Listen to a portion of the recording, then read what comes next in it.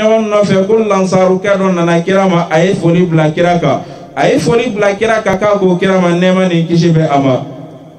Ko mumini jumɛn de bɛ yen, mumini mun bɛ a la n'o de jɔyɔrɔ o daraja ka bon Ala yɔrɔ la ka tɛmɛ mumini bɛɛ lajɛlen kan. Ko kira ko a ma, mumini mun jɔyɔrɔ ka bon Ala yɔrɔ la ka tɛmɛ mumini bɛɛ lajɛlen kan k'o ye jogo ɲumantigi de ye. Ala k'an bɛɛ lajɛlen kɛ jogo ɲumantigi ye. A labanna ka kira ɲininka ko mumini jumɛn de bɛ yen n'o de ka kɛgun, n'o ka kɛguya sen bɛ a dan na ka tɛmɛ mumini bɛɛ lajɛlen kan. Kira ko cogo di a ma, aktharuhum lil mawti dhikra, mun bɛ yen u la k'a fɔ tuma bɛɛ lajɛlen ale hakili bɛ saya la. N'a bɛ nɛɛma kɔnɔna na a bɛ saya ko suma, n'a yɛrɛ binna alakota minɛn kɔnɔna na a bɛ saya ko suma. A mana sɔrɔ diɲɛ lahalaya o lahalaya la i bɛ taa sɔrɔ a hakili bɛ saya la. Kira ko nin tigilamɔgɔ de ka kɛgun ka tɛmɛ mumini bɛɛ lajɛlen kan. Wa ahsanuhum lima ba'dahu ista'dada ulaika humul akiyasu. Ala kira ko olu de ka fisa nin bɛɛ lajɛlen ye ka d'a kan mun na u sigila k'a lajɛ u bɛna fɛn mun baara k'a bila u yɛrɛ ɲɛ saya kɔfɛ. Ne bari alifɛmaw, ni hadisa ninnu na nɔnɔw kan ka to an ka sigi ka an taasi ka d'a kan mun na n'i ye san 60 kɛ alabato la, ni Ala ka wele nana se i ma ko Ala taara ni i ye, e kɔni bɛ tagama dɔ de la kunfɛ tagama don, i sera Ala ma ni o bato mun ye san 60 kɔnɔna la, yala Ala bɛna o bato in minɛ i bolo wa, yala o bato in bɛna kɛ i kunnajafɛn ye wa alikiyama dɔ don. Adamaden bɛɛ lajɛlen bɛ kunfɛ tagala nin cogoya in de la. N'i ye san 60 fana kɛ Ala ko t'a la, n'i taara i ka dɔn k'a fɔ segin kɔ tɛ yen bilen. I taara ka minnu to i tɛ olu ka lahalaya dɔn, e yɛrɛ fana bɛ yɔrɔ mun na o t'i ka lahalaya dɔn, nka o don nin maa fila bɛɛ lajɛlen ɲɛ bɛna da hakika kan. O de y'a to kira sallallahu alayhi wa alihi wa sallama don dɔ la a sigilen to a la a ka sahabaw cɛ la, su fila tɛmɛna na walima kira sallallahu alayhi wa alihi wa sallama don dɔ la a ko a ka sahabaw ma ko su ye lahalaya fila ye, imma musarihun aw musarahun minhu. Su lahalaya fɔlɔ ye jumɛn ye? Imma ale ka lafiya. Sahabaw kira sallallahu alayhi wa alihi wa sallama u ye kira ɲininka nɛɛma ni kisi b'a ma ko su ka kɛ su lafiyalen k'o bɛ sɔrɔ cogo di? Ala kira ko su lafiyalen ye maa jumɛn ye? Maa mun b'a la n'a balola Allahu taala ta kan, maa mun b'a la ni a ye jija kɛ Allahu taala ka sira kan, maa mun b'a la a ye su ni tile tugu ɲɔgɔn na foyi ma kɛ o la fo n'a kɛra Allahu taala diɲɛ ɲinini ye. Ko n'o sara ni lahalaya nin kan a bɛ lafiya, a ye sɛgɛn mun sɔrɔ diɲɛ kɔnɔna na a bɛ lafiya ka bɔ o ma, a bɛ lafiya a ye tɔɔrɔ mun sɔrɔ maaw ka burujali la a bɛ lafiya ka bɔ o ma. Ala bɛna ka danganiya yɛrɛ la ni o ye alijana kɔnɔ doni ye. Ala k'an bɛɛ lajɛlen sɔrɔ o jamakulu cɛ la. A filanan ye jumɛn ye? Aw musarahun minhu, o ye su suguya jumɛn ye? Maaw ka lafiya ka bɔ ale la, danfɛnw ka lafiya ka bɔ ale la, dugukolo ka lafiya ka bɔ ale la. O ye maa jumɛn ye? Maa mun b'a la ni donko lawaleli de diyara ale ye dugukolo kɔ kan,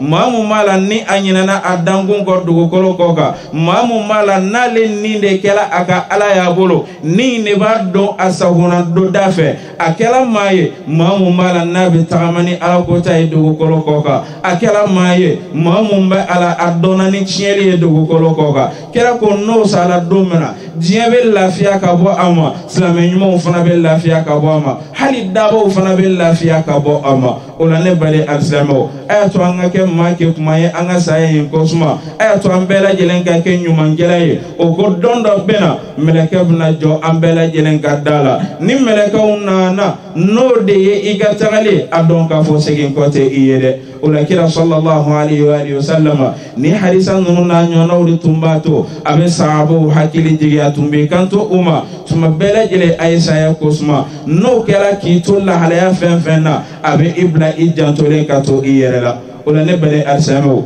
ni maa mun ye kuranɛ kɔnɔna ta k'a lajɛ i b'a ye k'a fɔ Allahu taala yɛrɛ da sera saya ko kuma in ma. Kuranɛ kɔnɔna la a sera siɲɛ 164. Ala da sera saya ko kuma ma kuranɛ kɔnɔna la siɲɛ 164. Nin b'a yira k'a fɔ ko kow la belebeleba dɔ don Ala bolo dɛ. Kuranɛ Ala ka jigin kitabu bɛɛ lajɛlen na sɛbɛnla ɲɔgɔn de. Ala da sera fɛn mun ma o kɔnɔna la siɲɛ 164. Hakilima bɛɛ lajɛlen kan ka dɔn k'a fɔ o tɛ ko deni ye.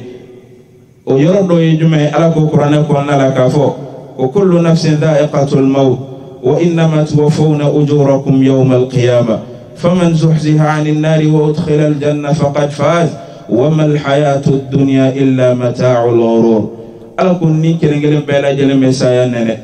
ni kelengelen na bɛɛ lajɛlen bɛ don saya dafɛ don dɔ la i kɛla faama ye i bɛna saya in nɛnɛ i kɛla jɔyɔrɔtigiba ye saya in bɛna tɛmɛ i ka da la i kɛla diɲɛ bɛɛ lajɛlen na fantan ye saya in bɛna jɔ i da la don dɔ la ni kɛla maa tɔgɔtigi ye don dɔ la wallahi i ni bɛ saya nɛnɛ ala ko wa innama tuwaffawna ujurakum ni saya in kɛra ko in to o saya in tɛ ko in bɛɛ lajɛlen bannen ko ye wa innama tuwaffawna ujurakum ko alqiyama dɔ do bɛɛ lajɛlen bɛna taa i ka sara sɔrɔ Allahu Ta'ala bolo ni maa mun sera ala ma ni ɲuman ye i bɛ taa i ka o ɲuman sara dafalen sɔrɔ ala bolo ni sera ala ma ni juguman fana ye ala kan bɛɛ lajɛlen se ala ma se ko ɲuman i bɛ taa o sara fana dafalen sɔrɔ Allahu Ta'ala bolo o de y'a to ala ko wa innama tuwaffawna ujurakum yawmal qiyamah wallahi bɛɛ lajɛlen bɛna taa ka sara dafalen sɔrɔ jɔn sen kan do faman zuhziha 'anil nar ala ko o don ni maa mun talontaloma la k'i kisi ka bɔ jahanama kɔnɔ doni ma faqad faz ala ko tiɲɛ yɛrɛ yɛrɛ la o tigilamɔgɔ gagnera ala kan bɛɛ lajɛlen ta kɛ o ye wa mal hayatud dunya illa mata'ul ghurur ala ko diɲɛ in tɛ foyi ye fo n'a kɛra marasali so ye an kana sɔn diɲɛ in ka an nɛgɛn e yɛrɛ k'i sigi ka i miiri n'i ye dugukolo sanfɛla in lajɛ walima ka taa dugukolo kɔrɔla lajɛ n'i ye maa dɔ ye k'a fɔ ko ale de ɲɔgɔn tɛ yen nafolotigiya la balo kɔnɔna la n'i taara dugukolo kɔrɔla lajɛ i bɛ taa sɔrɔ a ɲɔgɔn dɔ dalen don n'i ko faamaba o ɲɔgɔn caman dalen don dugukolo kɔrɔ n'i ko alabatolaba a ɲɔgɔn caman dalen don dugukolo kɔrɔ n'i ko fantanba wallahi a ɲɔgɔn caman dalen don dugukolo kɔrɔ saya ma kira to yen yɔrɔ min na a tɛ maa to yen koyi aw kana to diɲɛ in ka an marasa an kana sɔn diɲɛ in ka an ɲɛna an nakun kɔ wallahi danganiya dɔ bɛna se an bɛɛ lajɛlen ma ni o ye tɛmɛli ye sakara sara fɛ n'ale daminɛla i ɲɛ bɛna hakika bɛɛ lajɛlen ye an b'a ɲini Allahu Ta'ala fɛ ala k'an se Allahu Ta'ala ma se ko ɲuman na a dɔ wɛrɛ fana na Allahu Ta'ala ko وجاءت سكرة الموت بالحق ذلك ما كنت منه تحيد wallahi ko saya sikara nana ni tiɲɛ ye o tiɲɛ in ye jumɛn ye i bɛna Allahu Ta'ala ka mɛlɛkɛw ye n'i kɛra su ɲuman ye u bɛ i taare da n'i kɛra su ɲuman ye u b'u kanto i ma la khawfun alayhim wa la hum yahzanun siran tɛ i kan i b'a la ka bɔ yɔrɔ min na ni o ye diɲɛ ye wa kana jɔ yɛrɛ fana i kun dalen don yɔrɔ mun kan Allahu Ta'ala ye layiru mun ta i ye i bɛna Allahu Ta'ala kunbɛn ni o layiru sɔrɔli ye mɛlɛkɛw bɛ su ɲuman kunbɛn ni nin bɛn cogoya in de ɔ saya de bɛna ni nin hakika in ye dɛ n'i kɛra Ala ko Ta'ala fana ye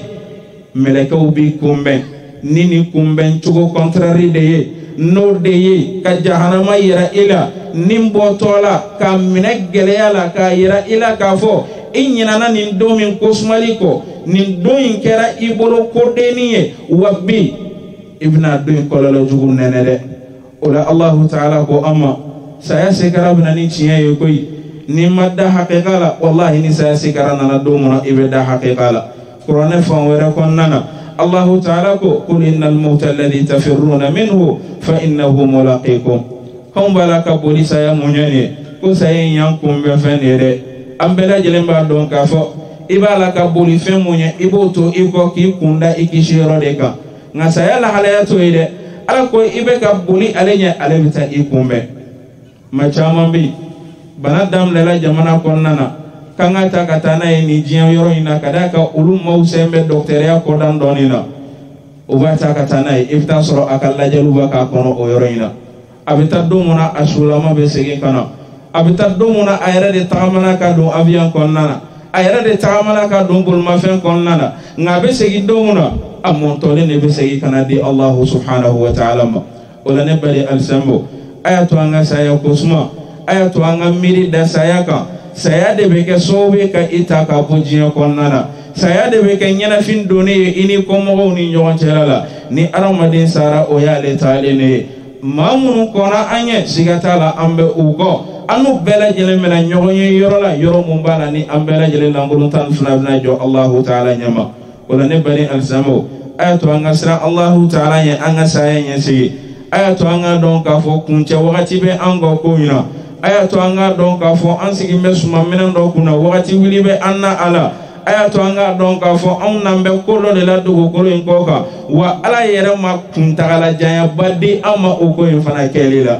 imena chogo chogo sambi woro walma sambi shegi mamunu temena oka ulu kala bologoni tamasere ani nyogonchelala saya nyolenu angani wakati ina shigere be binshi moya chogo amuna demsani saya fana bala ka chaya ola halainela ola angasra Allahu ta'ala nya anga don ka fo saya imena jo ankelengele na bela jelendala anga don ka fo dondo bena ke amena ta ka bojiya konnana dondo dugu bena je ka soro anti balula dondo su bena ko ka soro anti balula dondo bena ke mo bolo bena bo awna katandi Allahu ta'ala ma dondo bena ke am bela jelemna tadda wodi bi may wo nyana fi ma konnana mumbe wo yinke wo la fiale ibolo mumbe wo yinke wo ferele ibolo iye mumbla iyere nyumana ala kambela jelen ci kan ken nyuman kelaye wala mbale alsamo anga don ka fo saya realite chamambe ala a realite la bele ba foro ye jume anna al maut haqiqatun la budda minha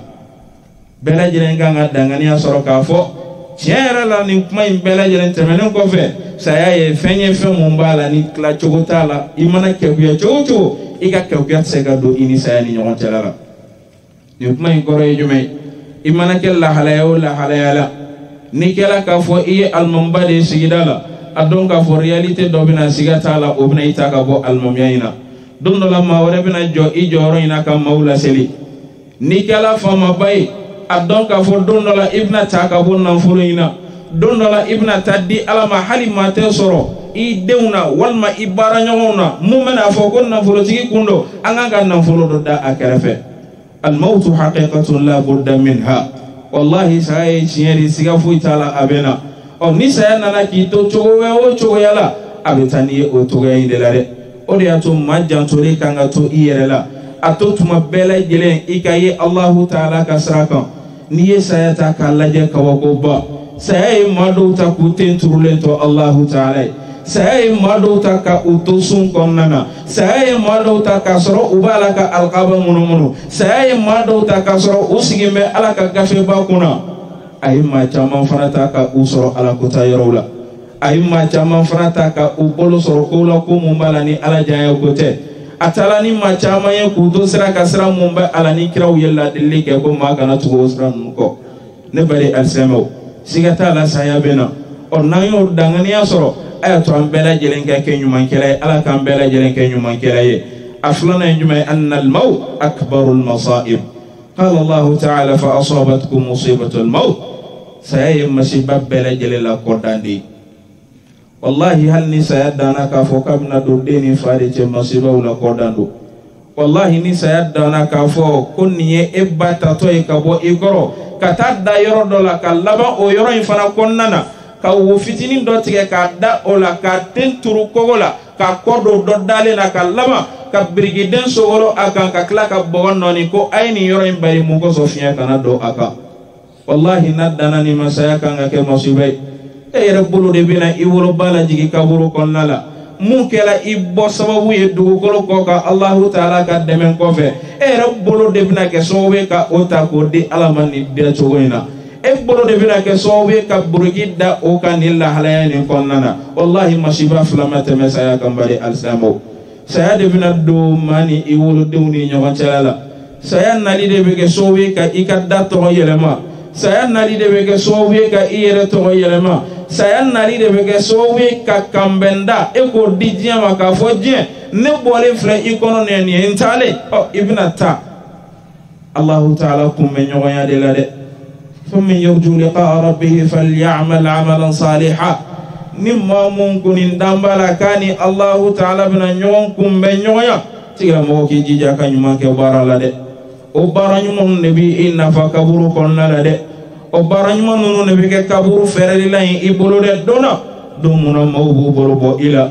دونا دوم بالا موبنا فوكاي بوكاكا dona domumba ala ni jobina ke ikungoro ko ay ala deli balma ke wal balma musoy kada kan illa halaina Allah taala bina nyinga antalen ko fe ne bale alsamo ni realite flana obesa yala de asabana yujuma ye anna al maut qiyamatun sara ka fo saya o ye al qiyama fitini o ye atama sere dore kada kan muna saya keli beke sobe ka enya da realite ka realite mumba ala itu me balo la wakati muna itu o realite o ya to kira sallallahu alaihi wa alihi wasallam akuni ni masala kata don kaburu don konnala tumara muna bogon na ke aka adambe klumun ka o klobe meleka una kana klumun jane no sanfe ni tuwaina o klobe balma utakana o klobe blasraligala utakana meleka ubna Allah si o do abena meleka uye ubna Allah si kanyini ngali turu sabake ala ubna Allah si kanyini ngali normal sabake ala nyini nunu jabi ben no ya maka mamumba ala nuru sabatira Allah taala taka ala kambela jele sabati oka o nyini ngali folo na kejme marabbuk meleka rabna nyini nga ola itige ye jonye ani don abna dala ka fo wallahi dayro mun ninaba ala no ikaburu konlay jo singa mun fora ko na kenni ala chala ka fo koni ala na kuma ne nyogondala odo hari mati soro mi be kuma fale ani nyogote aba doni nyini ngali ne sefe ko hakika e obena oba nyini nga o nyini nga chugola era ko salame su obi kanto rabbi allah ntigi ya allah subhanahu wa ta'ala o ko fe ubana nyini nga ika jigin kitabu o tunye jume o salame su bi kanto jigin kitabu o kala qur'anai o chidemu no chira awma itunda malawa wal mawbani nga chide ingala halala kabi kantu ma chide mun chira alaka chide no wa alaka nabi mando ko yoro la meleka obu kantu ama o be fenetri do dayele ay jahannama kon la kon ni tuyi isi yore nga ala ya fale iye o be aljana fenetri ya ala o dabe yele kabba ama meleka utato bu kantu ama nim fa innaka abdun salihun idda ikamma konolike e jonyumane ala kanike ambela jilenye sujugudu ale fana bina ye ka foko alqiyama fitini de damna la kadaka meleka fana bina re nyenga li sabaina kira kunna nyenga atseka nyenga li sabain shijabi o fayudrabu bi matraqatin no kala kum meleka babbo ni jahannama martonye ko fembela jilemba kulika me fana kala aramade o alqiyama fitini damna lendeye ni komun dam nela ni bogoli martona ko jebbe ki manga me funa kara aramade o don ni sela illa sagoyoro la Allah taala bolo ibo imagine togodi wala ne bari arsamo ayatu anga don ka fo sayabe na ni fana ide annani na injume anna lil mauti ajalan la budda min fa idha jaa ajaluhum la yasakhiruna sa'atan wa la yastaqdimun ala wala fo qur'ana konna mauma chala musola ikela slame ikela slantanye iko alabe iko alati ni koni ka wati koni dafara ala ko dote faraka dote bo ala fa basaru kal yawma hadid inya be dangania bela jilenje ni tunkela nyuma ngela ye ibe ala kan nyuma Allah taala e saramun ta nyuma ngela wiye Allah taala e jigiro mulla be nyuma ngela wiye ibe uluye Allah taala kambela jelenya damuni oye ala kambela jelense alama nise ko nyumaye aduruna infamuye anna ajala al-maut wa kayfiyatuhu wa makanuha mimma la ya'lamuhu ahadun faqra in shi'ta wa ma tadri nafsun madha taksibu ghadan wa ma tadri nafsun bi ayyi ardin tamut wallahi ni fana dangan ya wala dangan ya ide mashite antelaya mumba saya dondo mashitancelaya mumba don alebna sachoya muna mashitancelaya mumba saya yoro don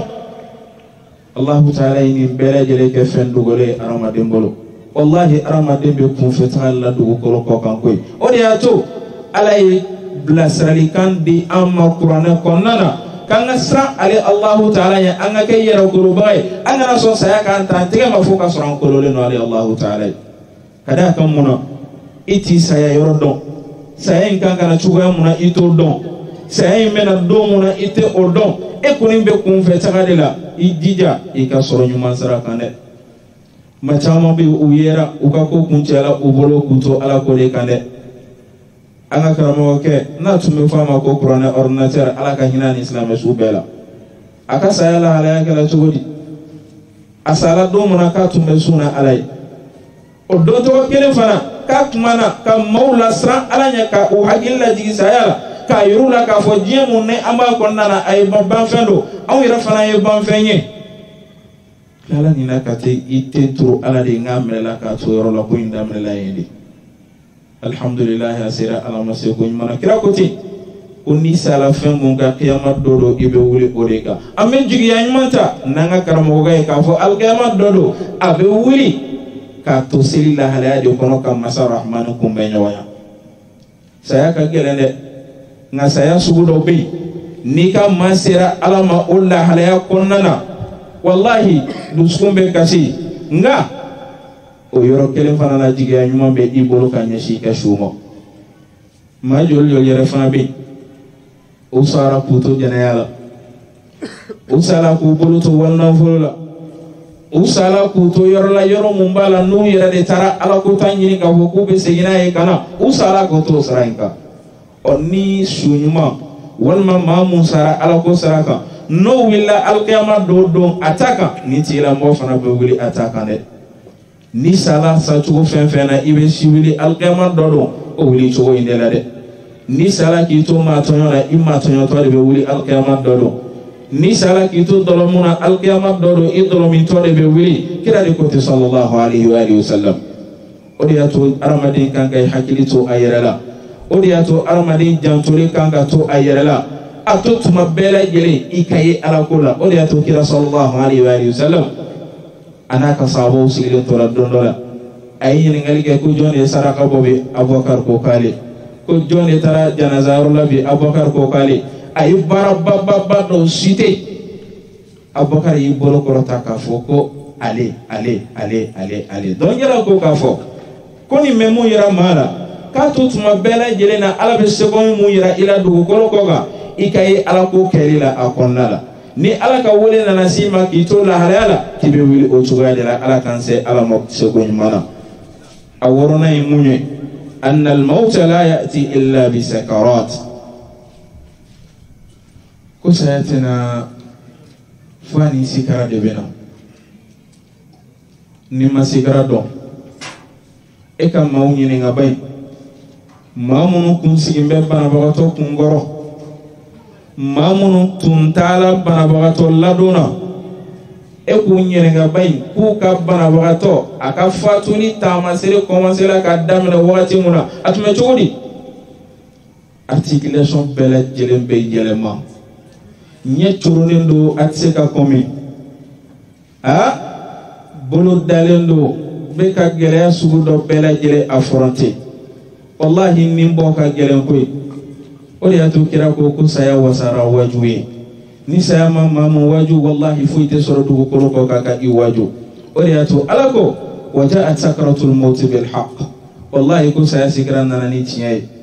fitamma chamman dan soro le u dalelo ka saya sikraka bano wata bala ka ke jalamine ke wa jalamine bala ka bo maîtrise fuite u bolo ada ka mona oni fe mu be nyona o flanteni o ye ni makarai oni kuma infole kan no ndala kuy o ko mama sigile no ni kira ka ambela jele mena temeni isra'i defe kira mun kadi allah ta'ala ka temeddan fam bela jele ka ale temeni isra'i fe odiyato ala ko ma qur'ana ko na falawla idha balagatil hulqum wa antum hina idhin tanzurun wa nahnu aqrabu ilayhi min hablil warid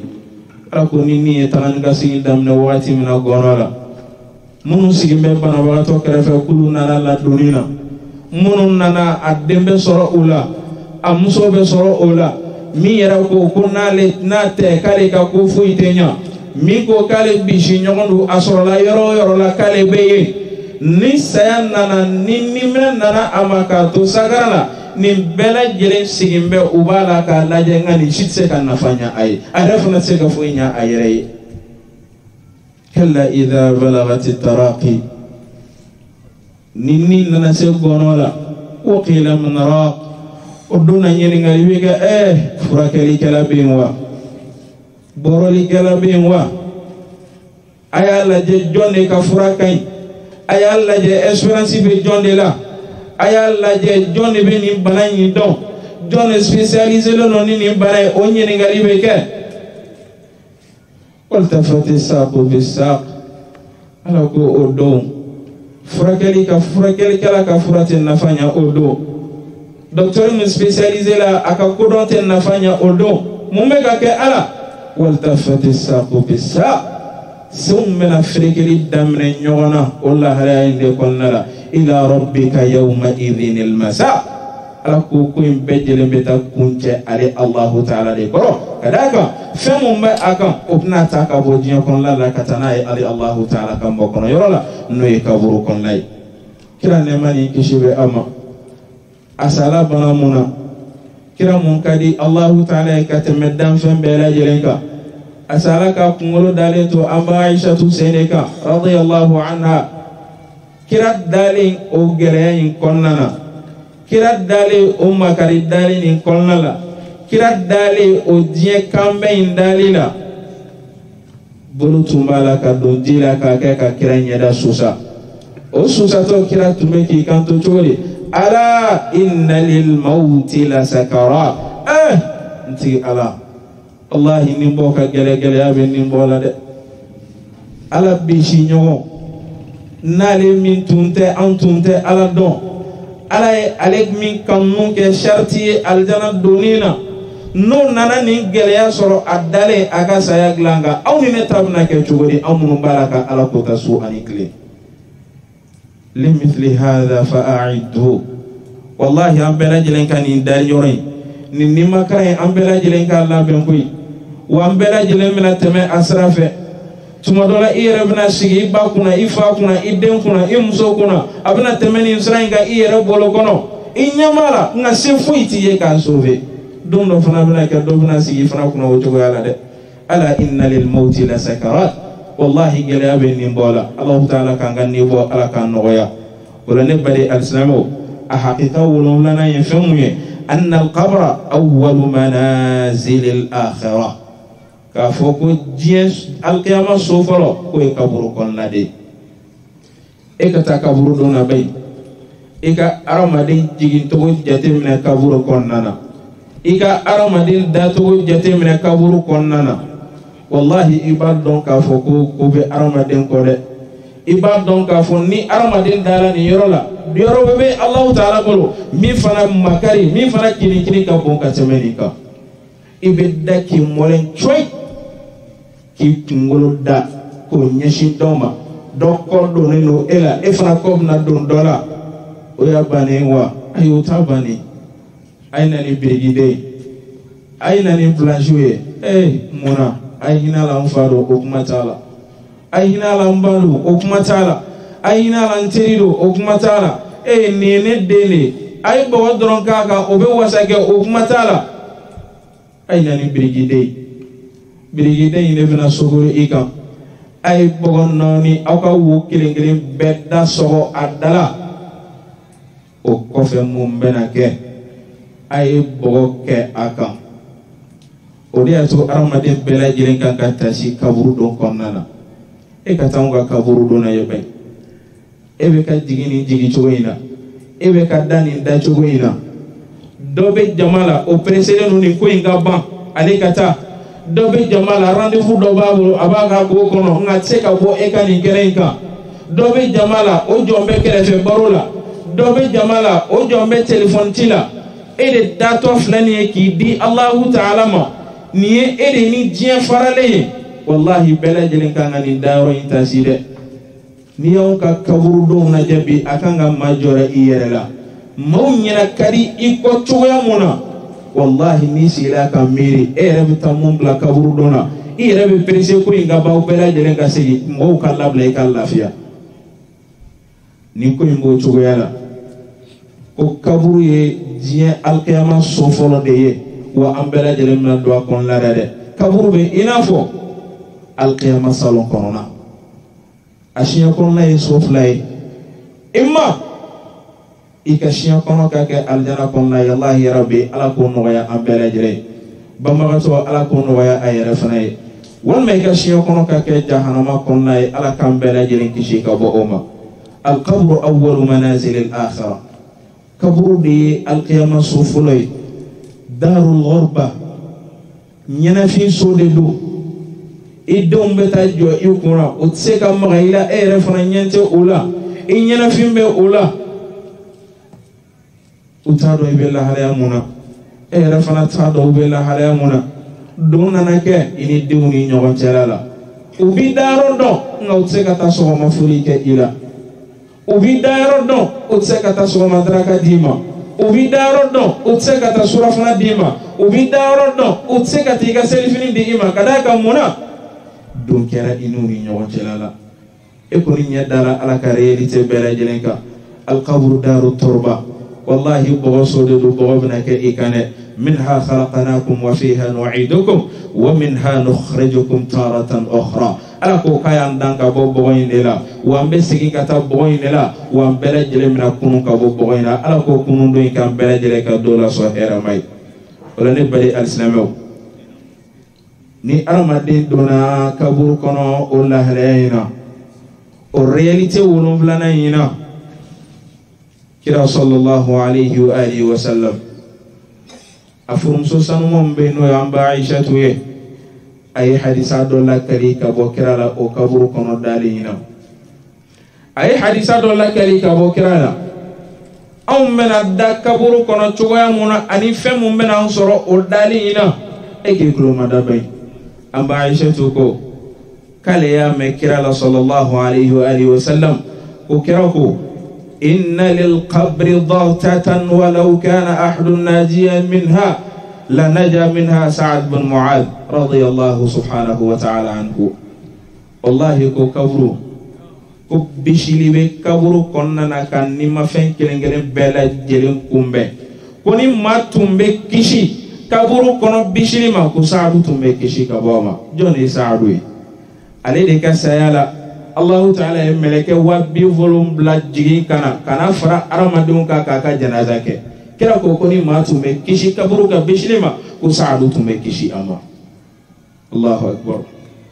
jani mama sigilendo ya dondo bele jeleme ka kaburu ka bishili kono ja ni mama fle anta ni bele jeleme bala ka kaburu kono dondola ni bele jeleme ka kaburu ka dereli kono o dereli imbena ke chodi ala de ba hakika do nga kira ko kabeke akan no mu'minu de ka ala kan bela jelen ke mu'minu ye aka gelen kafiru de ka ala kan bela jelen siro kishi sorli ma kafiru cela ne bari al samo a réalité dore fana jume an al mauta ibaratun an mufaraqati al ahli wa su'al al malakai sayadi sawabuye sawabu mena ke sawabu ka do ini ka dimba ni nyokon calala sawabu mena ke kamele ka kan nyiringali tangu ila nyiringali no sababu mumbe yallahi ya rabbi ala kan no ya ambela jelenka ala ko qur'ane konna la ko yuthabbitu Allahu alladhina amanu bil qawli thabit fil hayati ad-dunya ala be mawdi sabati makan sabati ni makan jelenka majma'u do ontige ala munu sabatila kan ka baraka na idu ko koka ay hina ala kan hina karsala o ka soro karsa yara hina na yara lade o ka soro karsa yara yi tesiri Allah Ta'ala diyen na du ko koka ne o ka soro karsa yara na kundo ayere la o ni mamu hakili tola iyere la ka sabati ni dina inga Allah Ta'ala be dali no ya iye ala bi nembe sawa ma ikase ga jabinke amma in Allah Ta'ala fa ala kun no ya ambela jilenye wala ne bale aksamo ayatu angasra Allah Ta'ala ya anga don ka fo saya imbena ambela jelenta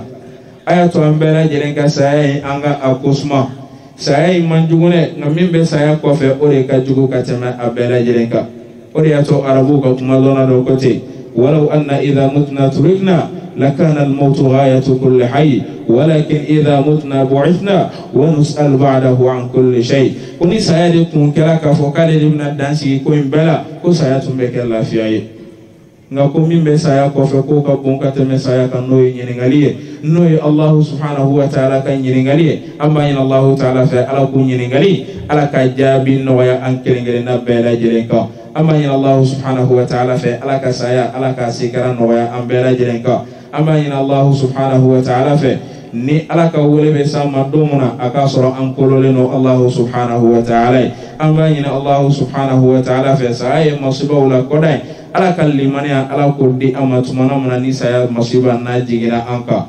amma in Allah Ta'ala fa mun fora ala ka benzema soro ula filimunu yara kuma konnana o doni doya ani shaytanan noye ala kana shaytanan ni yaro soro anga barawla ama ina Allahu ta'ala fe an fa mun tala kan to jiye so in konnana atala kan to nyami so mun konnana atala yoro mun ala ka yen so amani yanye atala ka kole mun to ko yallahi ya rabbi ala ka barka do o kole nono atala ka demaya mun to ako yallahi ya rabbi ala ka demaya nunu ke jobai Allahu ta'ala ka dinala ante bok mala fo anga soni sike ma point labanka no de ye